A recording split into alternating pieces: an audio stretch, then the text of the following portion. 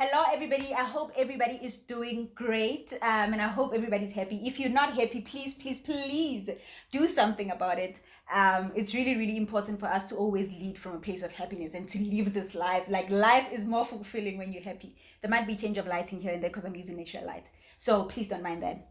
Anyway, today I'm going to read a passage from the Daring Greatly book. I still believe that this is one of the greatest books that I've read so far. I mean, I say that about each and every book that I read, but this one was so beautiful.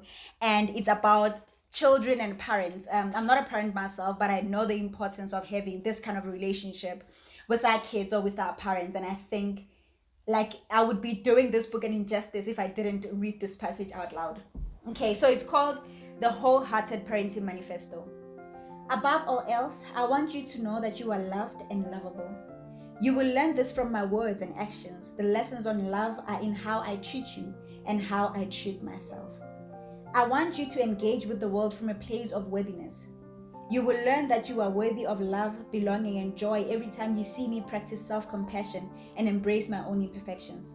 We will practice courage in our family by showing up, letting ourselves be seen, and honoring vulnerability. We will share our stories of struggle and strength. There will always be room in our home for both. We will teach you compassion by practicing compassion with ourselves first, then with each other.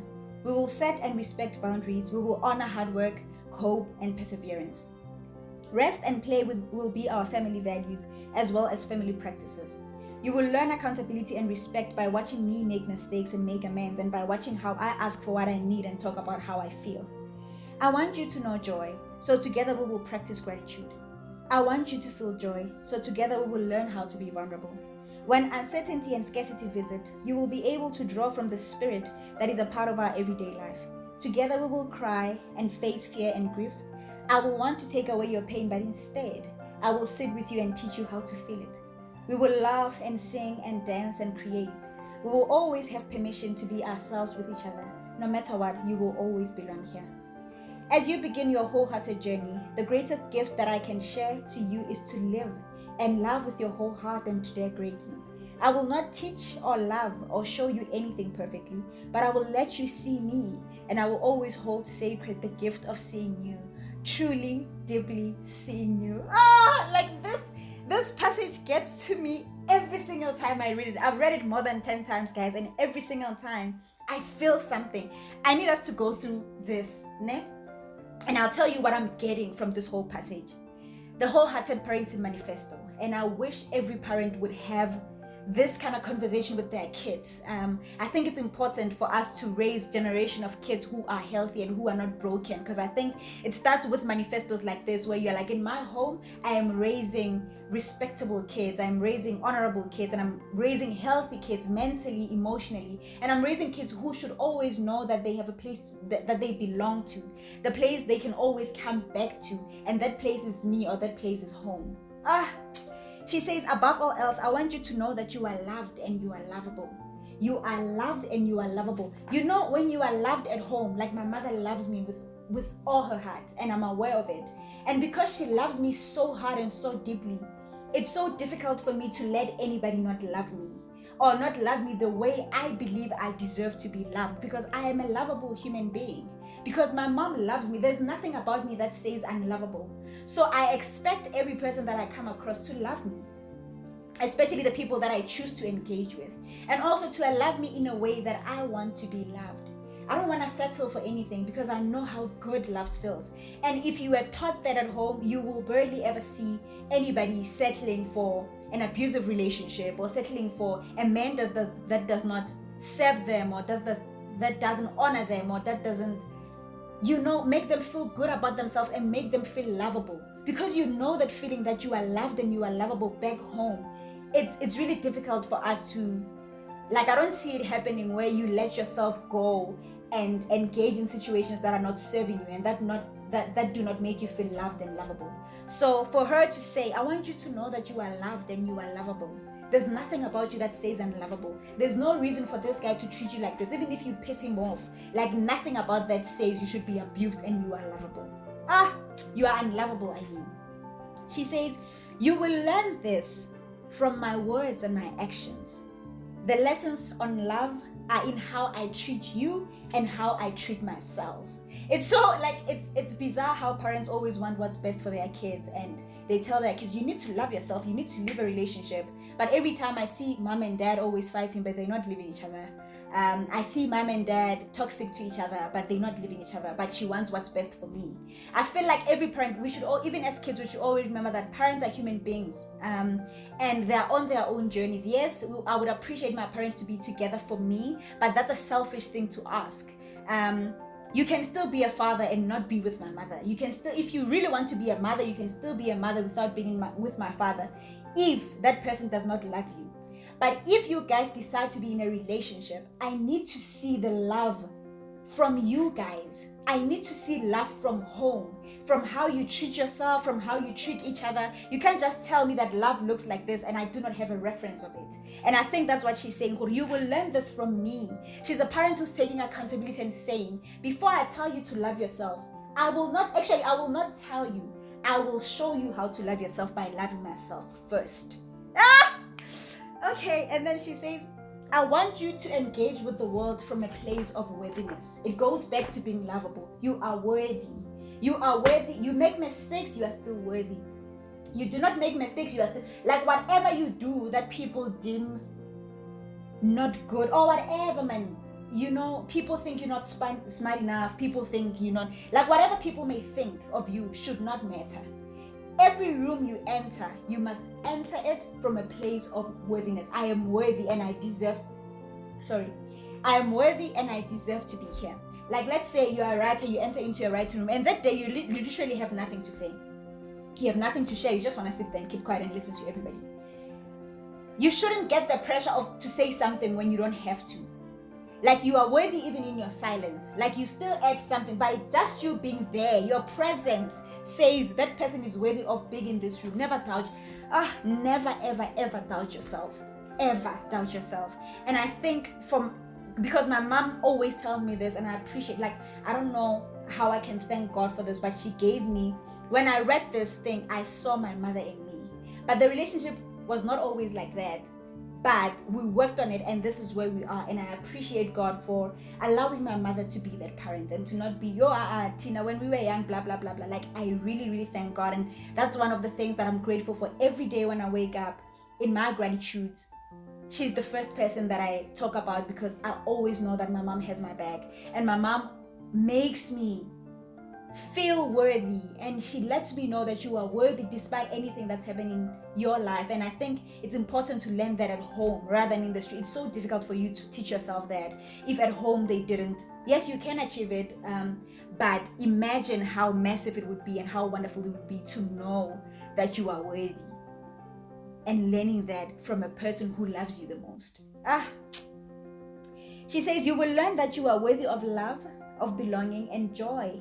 Every time you see me, practice self-compassion and embrace my own imperfections. That's another thing. Parents always want us to do good, right? Which is fair. But life is not always good. Life is not always fair. Life is not a straight line. And for her to say, you will learn that you are worthy of love and belonging by seeing me make my mistakes, by seeing my imperfections and still loving myself, will teach you that you can also make mistakes. Like she's allowing her kids to make mistakes, but don't make mistakes make them in front of me, because you also see that I am not perfect. I'm not a perfect parent. I'm not sitting here saying, yeah, okay, yes, maybe I didn't smoke weed, but maybe I was doing whatever it is that I was doing back then. To know that my parents are not perfect human beings, and also for them to not act like they are, because I think that's the challenge we have with our parents, is like we want to live up to their standard because they show this facade of being perfect. But when they were my age, I didn't see them. I didn't see the things that they were doing. And also they always try to hide their imperfections from us because they want us to be perfect human beings. But the reality is life is not perfect and nobody is perfect. And if I am to see the imperfections in my parents and then practicing self-compassion, making a mistake, for example, forgetting to fetch your kid from school, And then when you fetch them, you're like, I'm so sorry I did that. It was a mistake. I shouldn't have done that. And accept that, not be like, man, or whatever. But accepting and showing your kids that I also make mistakes and I also forget. Like, that's the most beautiful thing any parent would ever do for their kids. And then she says, we will practice courage in our family by showing up and letting ourselves be seen. There's nothing as difficult as letting yourself be seen. Not be seen with how you look, but be seen. Be seen, like being naked and be seen. I don't know how to explain that, but it's so difficult to allow people to see you.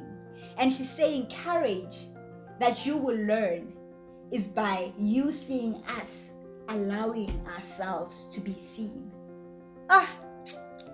And honoring vulnerability and being vulnerable with each other. Letting myself be open and be naked with you and allowing you to see me and to see the things that I'm most vulnerable about and to just be there. That's the most courageous thing. Guys, vulnerability. Okay, this book speaks about vulnerability, and vulnerability is it's actually daring greatly. It's the title of the book. You said how the courage to be vulnerable transforms the way we live, love, and parent and lead. Vulnerability is daring greatly. Like the time you let yourself be vulnerable, that's when you actually practice courage.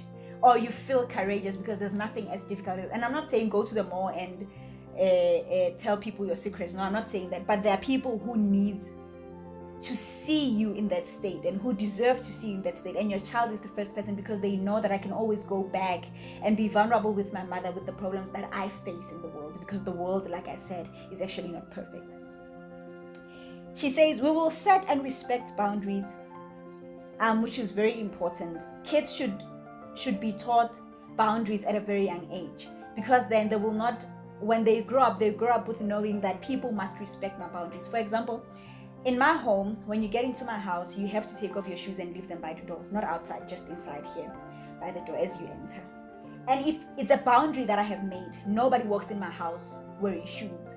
And if you can't respect that, I do not mind meeting you at McDonald's. Like literally, I'm not going to hate you for that, but I don't want you to come to my place and not respect that boundary, because it's important for me. It might not make sense to you, but it's important for me, and it's a boundary that I've set. And we also should set boundaries with our feelings, our emotions, our values, our principles. And imagine a child being taught value, like those kind of boundaries growing up. Like, they will grow up knowing that, okay, these things are happening to me, but I know how to deal with them, because I know that every person must respect my boundaries and it's non-negotiable.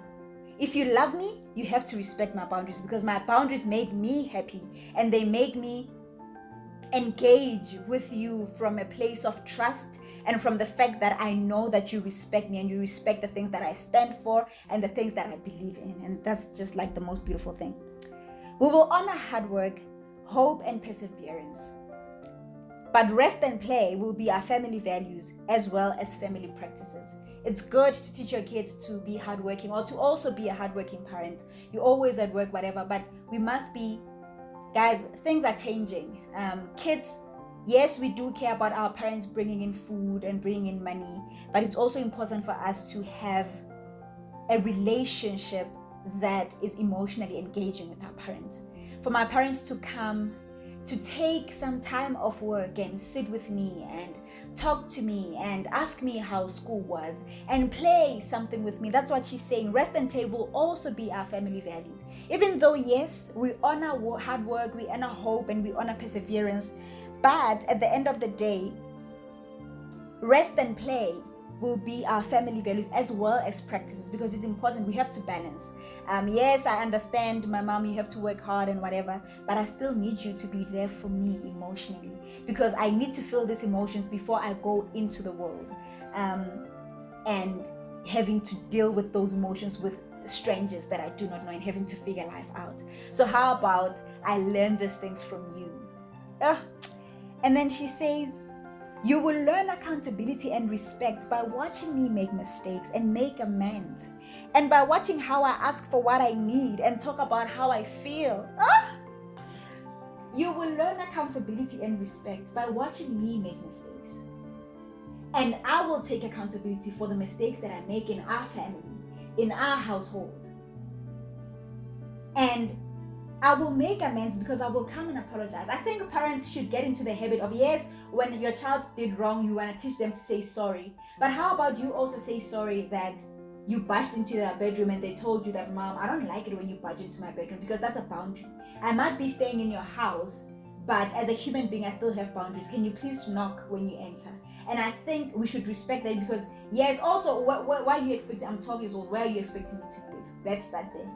Let's say that's the boundary, like, Mom, please just knock before you enter. Because maybe I might be praying or I might be meditating. I don't want to be disturbed. It might not be bizarre stuff like whatever you guys are thinking. And she just decides to barge in. When you tell her that, Mom, I actually told you that I don't like that, it's for her to take responsibility and say, hey, I'm sorry, make amends, and make amends for the mistake that she did, because she respects your boundaries as much as you respect hers. Because both of you are human, guys. I understand parent and children, they just like, you want, but it's important for parents to also respect children's boundaries, and that's what she's saying. I will teach you that. I will teach you that you should have boundaries, and I will respect them. And if I cross the line or I make a mistake or whatever it is, I will make amends. But also, you will learn that by seeing me making amends and taking accountability. But also, you will learn the accountability and respect by watching how I ask for what I need and talk about how I feel. You know, ask for what you need and talk about, like, guys, I'm one of the people who are very vocal about the things that they need and how they feel. And I'm aware that it's not always, like, it doesn't give a lot of people comfort. But also, I know exactly what I need. I'm very intentional, and I'm very sure about the things that I need. And if you can't meet me where I need to be met, I'm okay leaving, because I communicate that. I communicate how I feel. Like, if there's anybody in this world who communicates how they feel on a daily basis, definitely me. I'm comfortable doing that, and that's because I'm always with my mother, and she gives me that space, you know. And when I engage with other people, I know exactly what I deserve. So that kind of parenting is very important. I want you to know joy. So together we will practice gratitude. I was listening to, I think it's Eckhart Tolle, this morning before I went to my meeting, when he said, you do not get gratitude from happiness. You get happiness from gratitude. So you have to practice gratitude first before you are happy. There are lots of people who have everything that you might wish for, but those people are empty and they don't feel happy with millions and thousands of friends that are in their accounts. But you'll find a person living in a small shack, and you get there and these people are so happy because they are grateful for the things that they have. Yes, we can chase, guys. We can keep on looking for the next thing and the next thing and the next thing. But the first thing that you should do for you to feel happy is to practice gratitude. And I do not let a day go by without practicing gratitude. Every day after I exercise or whatever, I practice I say everything that I'm grateful for the fact that this plant that's here with me is growing a new leaf, and I'm grateful that I was able to grow this plant to this point. It makes me happy. Like, gratitude makes me happy. And I believed what Eckhart Tolle was saying, because it's true. You actually find a lot of joy from being grateful for the things that you have. I want you to feel joy, so together we will learn how to be vulnerable, because vulnerability brings joy. It's just the same as gratitude. When uncertainty and scarcity visit, you will be able to draw from the spirit that is a part of our everyday life. When you feel like things are not enough and I'm not sure, because you practice gratitude every day, you'll be able to leave that and to not feel like you don't have enough, because you will draw, because life happens to you and we feel some type of way all the time. But when you have the tools to fix the situation of uncertainty and feeling like scarcity, the book also speaks about scarcity mentality, and I think it's important for everybody to read about that. When you get to the point whereby you feel like that, just like that, you will go back to our everyday practice of saying gratitude. Let me be grateful for this. Let me be vulnerable with this situation, and you'll be able to deal with whatever it is that you are dealing with at that particular moment. Together we will cry and face fear and grief. Together, I need you to be so comfortable with me that when you feel fearful, you come to me and you tell me. and we will sit together and cry about it, and we will grieve about it together. Do not ever feel like you are alone in this world and you are going through emotions that are foreign to you or that are not good, that are painful, and you do not have a support structure. I need you to know that I'm here with you all the time, because together we will cry and face fear and grief. I will want to take away your pain, but instead I will sit with you and teach you how to feel it. As a parent, they always say it's so painful to see your kid going through difficulty, and my mom always says this, that sometimes they say, I just wanna take the pain away from you, but unfortunately I can't. But if I could, I would. But what she's saying is, I will teach you how to feel it, because at the end of the day, I will not protect you forever from the world. I can protect you from myself, from the things that I do, because I do have control over how I act and how I do things. But I unfortunately do not have control over how the rest of the world is going to treat you. So when you encounter pain, I will not take it away from you. I will not even try to take it away from you. I can comfort you maybe. I will sit there with you though and teach you how to feel that pain and sit in that pain until you find armors, or not armors, tools on how to deal with the pain, rather than me trying so hard to take the pain away from you. That's beautiful. I will want to take away your pain, but instead I will sit with you and teach you how to feel it. Like, that's parenting, guys. Imagine being a parent. We will laugh and sing and dance and create. You know, be comfortable. Like, it's being comfortable being your creative self at home first. I was chatting with this guy. He used to be my tutor back in the day, my best friend. And this guy was saying to my best friend that if you genuinely think you're funny, because my friend thinks you're funny, you must make jokes to your family first, and see how they react to that, and then you'll get the true reaction of how funny you are, if you are funny. Because it's difficult for us to open ourselves to our family. Like, it's easy for me to act stupid with strangers, but it's difficult for me to act stupid. Okay, it's different with me because I mean my mom is welcoming of anything and everything, but what she's saying is, together, let's do those things. Don't feel like you need to find somebody out of us to do those things with. Start here and then take it to the world. We will always have permission to be ourselves with each other. Whatever you do, you are quirky, you are annoying, you are, I don't know, you just want to say smart things all the time. Just do those things with me and be yourself with me, and I will allow you to be yourself, so that when you enter the world, you are still yourself. And anybody who does not allow you, maybe that person should not be around you, because nobody deserves to change themselves for another person. If you believe this is who I am and this is how I want to stay, unless if a person brings good change to you, but if they change the core or the being that you are, then that's a problem, because you lose yourself in trying to be somebody else. Also, there are a lot of, like, guys, we can't multiply. Like, you can't come and be like me.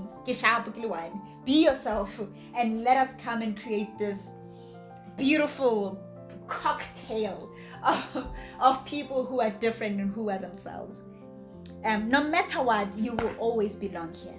So be yourself, because no matter what, you will always belong here.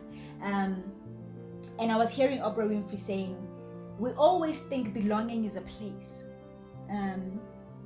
but belonging is not necessarily a place. Belonging is you knowing and feeling like, I can fully be myself.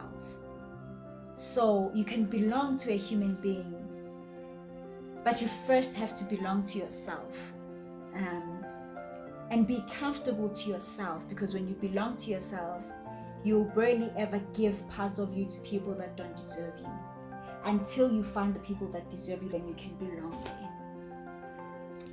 As you begin your wholehearted journey, the greatest gift that I can give to you is to live and love with my whole heart and to dare greatly.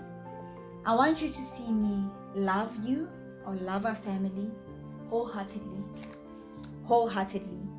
and to live life wholeheartedly, to wear my heart on my sleeve, to get hurt and to deal with that and to love again. That's just the most beautiful. My goodness, this is so beautiful. As you begin your wholehearted journey, the greatest gift that I can give to you is to live and love with my whole heart and to dare greatly. Because loving with your whole heart and not knowing that you're going to get that in return, you're going to receive that love in return, is actually daring greatly. Daring greatly is not knowing, is doing things not knowing, but having the hope, like she said earlier. She said, we will honor hard work, hope, and perseverance, and hoping that maybe something good will come out of this. But if it doesn't, you move on and you start again and you still live wholeheartedly and you still love wholeheartedly. I think that's beautiful. The last part, I'm not even going to explain it. Just one of the most beautiful things I've ever read.